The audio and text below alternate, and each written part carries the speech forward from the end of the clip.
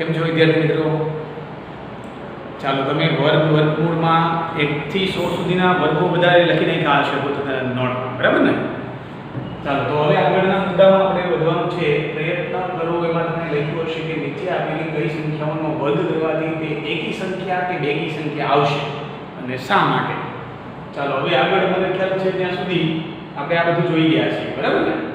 ચાલો તો હવે અહીંયા તમારે જવાબ આપવાનો છે કે ભાઈ અહીંયા આગળ નીચે આપેલી સંખ્યા દાખલા તરીકે 727 છે, તો 727 નો આપણે વર્ગ કરીશું તો એકી સંખ્યા કે બેકી સંખ્યા આવશે, મતલબ એ જે સંખ્યા આવશે એ એકી હશે કે બેકી, એ કેવી રીતે નક્કી કરી શકાય? ચાલો આપણે જાણીએ છીએ કે એકમનો અંક 7 છે. એકમનો અંક 7 હોવાને કારણે શું થશે? એના વર્ગના સંખ્યામાં એકમનો અંક 9 આવશે. 49 એટલે 9 આવશે. આપણે પેલી ચાવી યાદ કરીએ, જો 1 હોય તો 1 જ આવે, 9 હોય તો પણ 1 જ આવે, યાદ છે ને? 2 હોય તો 4 આવે, 8 હોય તો પણ 4 જ આવે એની જોડે, 3 હોય તો 9 આવે, 7 હોય તો પણ 9 જ આવે.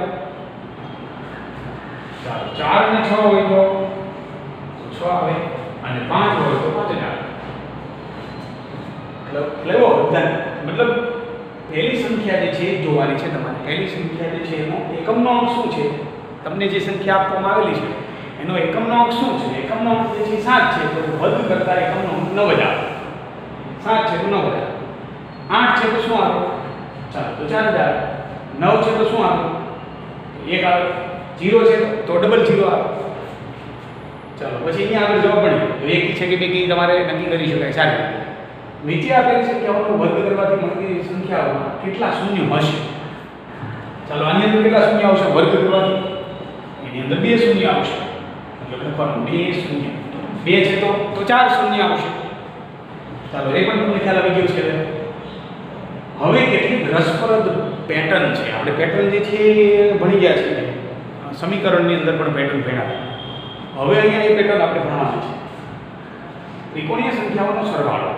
ચાલો એ સંખ્યાઓને ત્રિકોણાકાર પેટર્નમાં જો ગોઠવવામાં આવે સિમ્બોલને, તો એનો સરવાળો શું છે? ચાલો તમે જોઈએ, તમને ત્રિકોણીય સંખ્યાઓ યાદ છે, આગળ ભણી ગયા છે. તો હવે ચાલો તો વિદ્યાર્થી મિત્રો તો બધી આપણે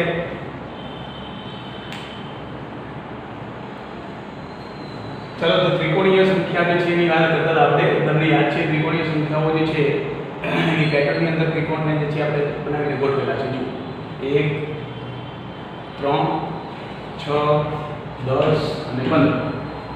હવે આની અંદર પેટર્ન જે છે એને એવી છે કે તમે અહીંયા આગળ સૌપ્રથમ પહેલી અને બીજી ત્રિકોણીય સંખ્યાનો સરવાળો કરો તો એક પૂર્ણ વર્ગ સંખ્યા મળે છે. બીજી અને ત્રીજી ત્રિકોણીય સંખ્યાનો સરવાળો કરો તો પણ પૂર્ણ વર્ગ સંખ્યા મળે છે. ત્રીજી અને ચોથી ત્રિકોણીય સંખ્યાનો સરવાળો કરો તો પણ પૂર્ણ વર્ગ સંખ્યા મળે છે. અને ચોથી તેમજ પાંચમી પૂર્ણ વર્ગ સંખ્યાનો સરવાળો કરો તો પણ એ સંખ્યા મતલબ ત્રિકોણીય સંખ્યાનો સરવાળો કરો તો પણ પૂર્ણ વર્ગ સંખ્યા મળે છે. ચાલો તો એક બાબતની અંદરથી સ્પષ્ટ એ થઈ કે ક્રમિક ત્રિકોણીય બે સંખ્યાઓનો સરવાળો કરવામાં આવે તો એ સંખ્યા હંમેશા પૂર્ણ વર્ગ જ હોય. આ યાદ રાખવાની છે ખાસ. તમારે કદાચ પરીક્ષામાં તમને આવો પ્રશ્ન જે છે પૂછાય તો એ ધ્યાનમાં રાખવાનું છે. ચાલો અહીંયા આગળ એ સમજાવેલું છે. જુઓ, તમારે નોંધી લેવાનું છે નોટની અંદર. જો આપણે એક સાથે બે ક્રમિક ત્રિકોણીય સંખ્યાઓ વિચારીએ તો તે આપણને વર્ગ સંખ્યા મળે છે. ચાલો એ જોઈ લીધું આપણે. હવે અહીંયા બીજી બાબત, હવે થોડી નવી બાબત છે, નોંધવા જેવી છે, ખાસ અગત્યની બાબત છે. બે વર્ગ સંખ્યાઓની વચ્ચેની સંખ્યાઓ. ચાલો બે વર્ગ સંખ્યાઓ, દાખલા તરીકે 1 એ પૂર્ણ વર્ગ સંખ્યા કહેવાય. એના પછીની પૂર્ણ વર્ગ સંખ્યા 4 જે છે એ 2 નો વર્ગ છે. આપણે જાણીએ છીએ 2 × 2 એટલે એ 4 છે. તો 1 અને 4 એ પૂર્ણ વર્ગ સંખ્યા છે, એ ક્રમિક છે. એમની વચ્ચેની સંખ્યા કઈ ગઈ? એની વચ્ચે આવતી સંખ્યા 2 અને 3. સમજ પડે છે મિત્રો? ચાલો એ જ રીતે 4 પછીની પૂર્ણ વર્ગ સંખ્યા 9, તો એમની વચ્ચેની સંખ્યા 5 6 7 8. ચાલો તો આ વચ્ચેની સંખ્યા કહેવાય. જો અહીં ક્રમશઃ એ સંખ્યાઓ વધતી જાય છે. એમાં પણ એક પેટર્ન છે. ચાલો એ જોઈએ આપણે. એમાં પણ તમને એક પેટર્ન જોવા મળશે. ખાસ બધાએ ધ્યાન રાખવાનું છે, બહુ અગત્યનું છે કે એ પેટર્ન કઈ છે. બે ક્રમિક વર્ગ સંખ્યાઓને જોડતી રસપ્રદ પેટર્ન આ તમારે બધાએ લખવાની છે. ચાલો પહેલું 1 નો વર્ગ, બે વર્ગ સંખ્યાઓ 1 અને 4 ની વચ્ચે બે સંખ્યાઓ એવી મળે છે કે જે વર્ગ નથી.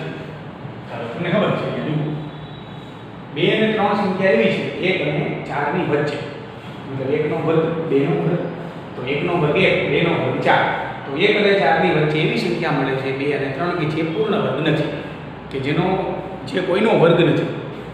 ચાલો એ જ રીતે હવે 3 નો વર્ગ એટલે 9, તો 4 અને 9 ની વચ્ચે 5 6 7 8 જે કોઈ પણ સંખ્યાનો વર્ગ નથી.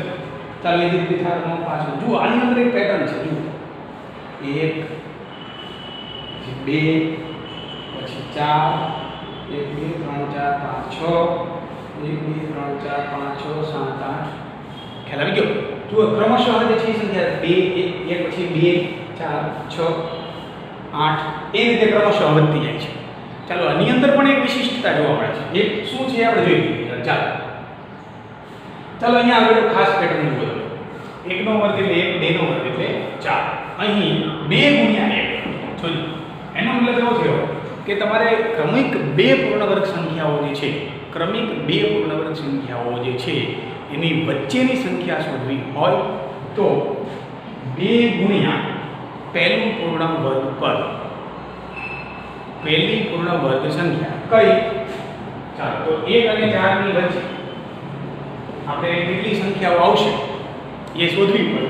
તો 1 અને 4 ની વચ્ચે મતલબ પહેલું પૂર્ણ વર્ગ પદ કયું 1, તો 2 ગુણ્યા 1, આ 2 ગુણ્યા ખાલી, અથવા 2 ગુણ્યા પ્રથમ પૂર્ણ વર્ગ સંખ્યા.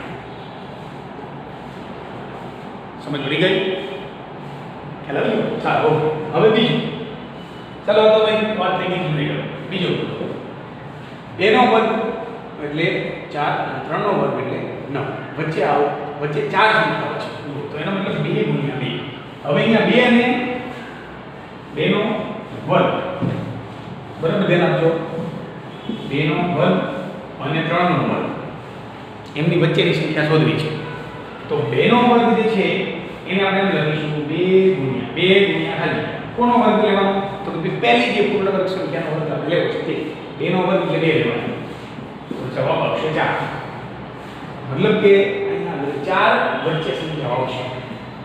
2 નો વર્ગ 4, 3 નો વર્ગ 9, 5 6 7 8 એટલે એ સંખ્યા 4. એટલે મતલબ એવો થયો કે જે સંખ્યા તમે એનો વર્ગ 4 છે તો કોનો વર્ગ છે 2 નો, તો એને ગુણ્યા 2. બરાબર. ચાલો એ રીતે આગળ હવે તમારે કરવાનું છે 9 જે 3 નો વર્ગ છે અને 16 એ 4 નો વર્ગ છે, તો એમની વચ્ચે આવતી સંખ્યાઓ લેવાની છે. ચાલો એટલે અહીંયા આગળ જે છે 9 જે 3 નો વર્ગ છે અને 16 જે 4 નો વર્ગ છે. એટલે આ બે ક્રમિક પૂર્ણ વર્ગ સંખ્યા થઈ ગઈ 9 અને 16. તો એ કોનો વર્ગ છે 3, તો એ લખવાનું 2 ગુણ્યા કોનો, તો કે 3 નો વર્ગ છે મતલબ પહેલી પૂર્ણ વર્ગ સંખ્યાનો પૂર્ણ સંખ્યા કોનો વર્ગ છે તો 3 ગુણ્યા 3 બરાબર 6. તો આ બંનેની વચ્ચે 6 સંખ્યાઓ જે પૂર્ણ વર્ગ નથી એવી સંખ્યાઓ આવે છે. સમજ પડે છે મિત્રો? ખાસ બહુ અગત્યનો મુદ્દો છે આ, કારણ કે આમાં એક પેટર્ન છે શું બને છે. ચાલો આ રીતે તમે હવે કોઈ પણ સંખ્યા માટે આ જવાબ લખી શકશો. ચાલો અહીંયા આગળ જે છે આપણે વાત કરી તે પ્રમાણે કે 17 18 19 20 22 23 જોઈએ આમાં બધી સંખ્યાઓ કે બે પૂર્ણ વર્ગ આવતી ઓછી હોય છે.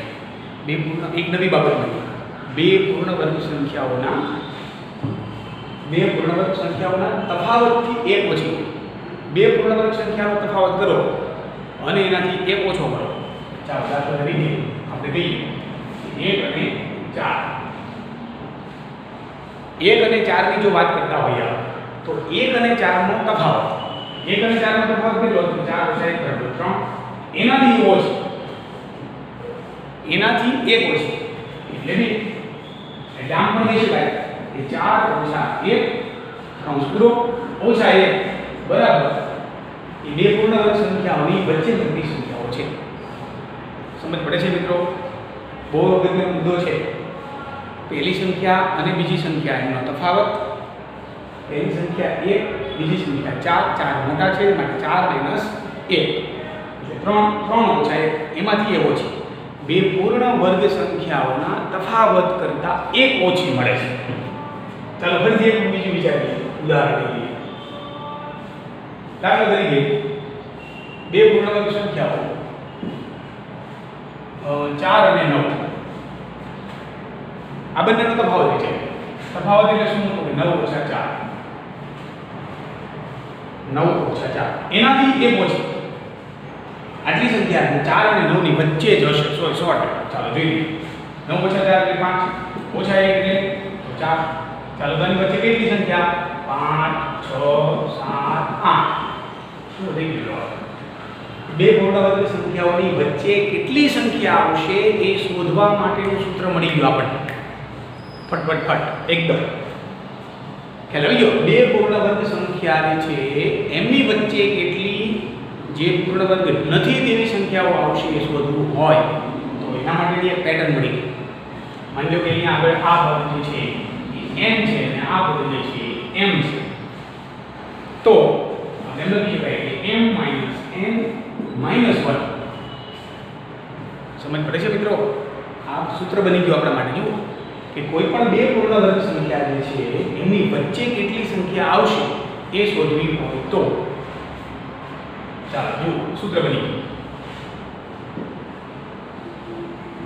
કોઈ પણ બે પૂર્ણ વર્ગ સંખ્યા વચ્ચે કેટલી સંખ્યા મળશે, કેટલી સંખ્યા મળશે તે શોધવાનું સૂત્ર. બરાબર. કોઈ પણ કેટલી સંખ્યા બે પૂર્ણ વર્ગ સંખ્યા ધારો કે m અને n છે તો આપણે એમ લખી નાખીએ m - n અથવા n - n જે મોટી હોય એમાંથી નાની સંખ્યા બાદ. જો અહીંયા આગળ એમ હોય કે n is greater than n તો આપણે એમ લખીશું m - n - 1 1 તો આવશે કમ્પલસરી. પછી અહીંયા તમે એમ લખો કે x is greater than y તો એનો પ્રોબ્લેમ તો સૂત્ર બની જશે x - y - 1. સૂત્રમાં કોઈ ફરક પડવાનો નથી. માત્ર ને માત્ર સંખ્યાઓ તમારે જોવાની છે કે પહેલી પૂર્ણ વર્ગ સંખ્યા અને બીજી પૂર્ણ વર્ગ સંખ્યા કઈ છે. એ બંને પૂર્ણ વર્ગ સંખ્યા વચ્ચે કેટલી સંખ્યાઓ આવશે કે જે પૂર્ણ વર્ગ નથી. શરત એ છે કે આ બંને ક્રમિક હોવી જોઈએ. આ પહેલી શરત ક્રમિક હોવી જોઈએ. ક્રમિક ન હોય તો નહીં. એટલે ચાલો પેટર્ન આપણને મળી નવી. ચાલો હવે તમારે જવાબ આપવાનો છે કે 9 નો વર્ગ અને 10 નો વર્ગ વચ્ચે આવતી પ્રાકૃતિક સંખ્યાઓ કેટલી સંખ્યાઓ આવશે. તેમજ 11 અને 12 ના વર્ગ વચ્ચે કેટલી સંખ્યાઓ આવશે. નીચે આપેલ પૂર્ણ વર્ગ સંખ્યાઓની જોડીઓ વચ્ચે પૂર્ણ વર્ગ ન હોય તેવી કેટલી સંખ્યાઓ આવે છે. ચાલો 100 અને 101, 90 અને 91, 1000 અને 1001, આ બધી જ સંખ્યાઓ જે છે એ તમારે વચ્ચેની સંખ્યાઓ શોધવાની છે. ચાલો 9 જે છે એ નંબર એકી સંખ્યાઓનો સરવાળો. ચાલો નીચે આપેલ સંખ્યાઓ જુઓ. એક એકી સંખ્યા છે. હા ડેફિનેટલી કેમ નહીં. 1 + 3 પ્રથમ બે એકી સંખ્યાઓનો સરવાળો 4 જે 2 નો બંધ છે. 1, 3 અને 5 પ્રથમ ત્રણ એકી સંખ્યાઓનો સરવાળો 9 કે જે 3 નો બંધ છે. ચાલો આ રીતે ક્રમશઃ જુઓ તો આ નવી પેટર્ન મેળવી જુઓ આપણે કે ક્રમશઃ બધી જ એકી સંખ્યાઓનો સરવાળો કોઈને કોઈ પૂર્ણ વર્ગ સંખ્યા આપે છે. ચાલો નોંધવા જેવું છે.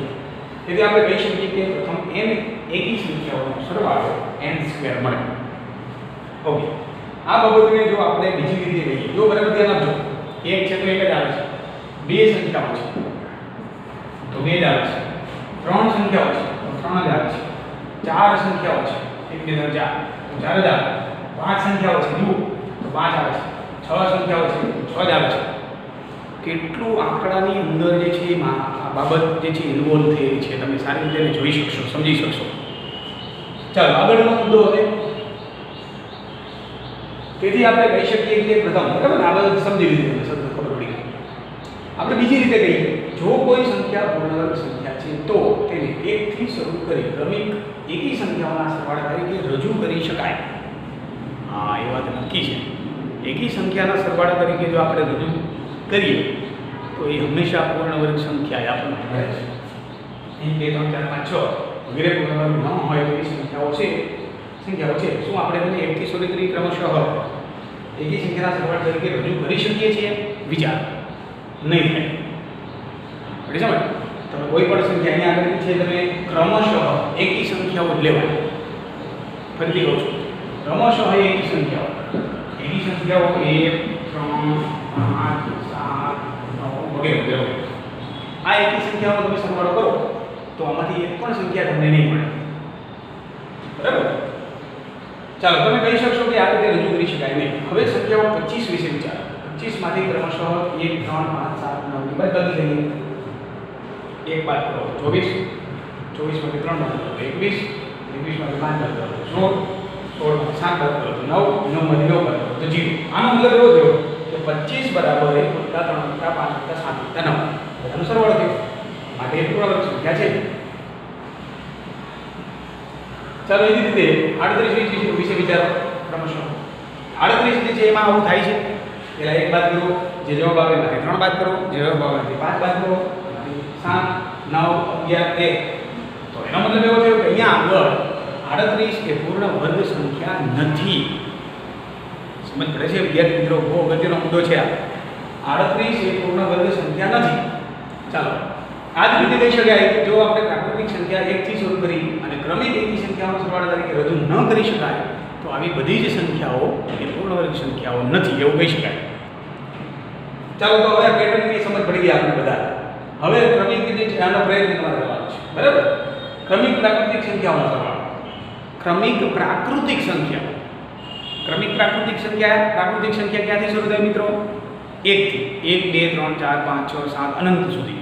હવે ક્રમિક પ્રાકૃતિક સંખ્યાઓનો સરવાળો. ચાલો નીચેની બાબત જોઈ લઈએ. એમાં પણ પેટર્ન છે જો. ચાલો પ્રથમ સંખ્યા જે છે 3 નો વર્ગ ઓછા 1 છેદમાં 2. 3 નો વર્ગ એટલે 9, 9 ઓછા 1 એટલે 8, 8 ના છેદમાં 2 એટલે 4. જોજો અહીંયા આપણે બહુ ધ્યાનથી જોજો, સમજવાનું છે. 3 નો વર્ગ બરાબર 9 બરાબર 4 વત્તા 5. જોજો અહીંયા આગળ જે છે હવે અહીંયા નવી પેટર્ન આવી ગઈ. 3 નો વર્ગ ઓછા 1 છેદમાં 2, 3 નો વર્ગ વત્તા 1 છેદમાં 2. 3 શા માટે? કારણ કે 3 નો વર્ગ લીધો છે તો 5 ના વર્ગ માટે લઈ શકાય ને. 5 નો વર્ગ બરાબર શું? તો અહીંયા આગળ જે છે 5 નો વર્ગ ઓછા 1 છેદમાં 2, 5 નો વર્ગ વત્તા 1 છેદમાં 2. જુઓ તો 12 અને 13 મળે છે. 5 નો વર્ગ એટલે 25, 25 ઓછા 1 એટલે 24, 24 ના છેદમાં 2 એટલે 12. જુઓ તો એ જ રીતે 5 નો વર્ગ એટલે 25 વત્તા 1 એટલે 26 છેદમાં 2, 13 થી 24. તો 12 અને 13 ક્રમિક સંખ્યાઓનો સરવાળો છે. 4 અને 5 ક્રમિક સંખ્યાનો સરવાળો છે. 24 અને 25 ક્રમિક સંખ્યાનો સરવાળો છે. બાબત પણ બહુ સમજવા જેવી છે મિત્રો. આ બધું લોજિક છે આના સિવાયની ઘણી બધી સંખ્યાઓને તમારે નક્કી કરવાની છે કે આવી રીતે પણ એને રજૂઆત કરી શકાય. ચાલો અહીંયા સામાન્ય સૂત્ર થઈ ગયું કે કોઈ પણ n સંખ્યાનો જો વર્ગ હોય તો એને કઈ રીતે રજૂ કરી શકાય? તો n² - 1/2 અને n² + 1/2 આ બે સંખ્યાઓનો સરવાળો બરાબર n² મળે. બહુ ઈઝી થઈ ગયું. કદાચ આ નહીં સમજાય તો જરૂર નથી. ફરીથી કહું છું, અહીંયા આગળ જે છે આ n² બરાબર.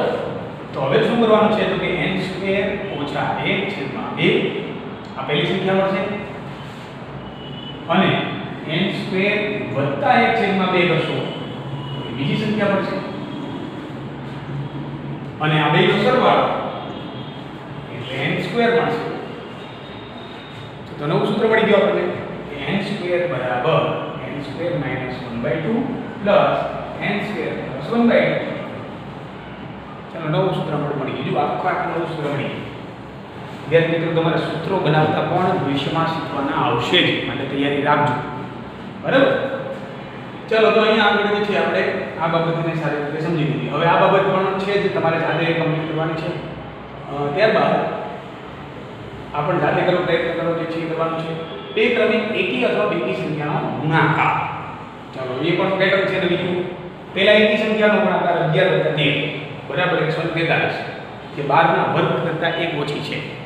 ચાલો નવી પેટર્ન આવી. જુઓ આવી અસંખ્ય પેટર્નો તમે પણ જાતે બનાવી શકો છો. તમારી જાતે પણ બનાવી શકાય, પણ શરત એ છે કે એ બધા જ માટે લાગુ પડતી હોવી જોઈએ.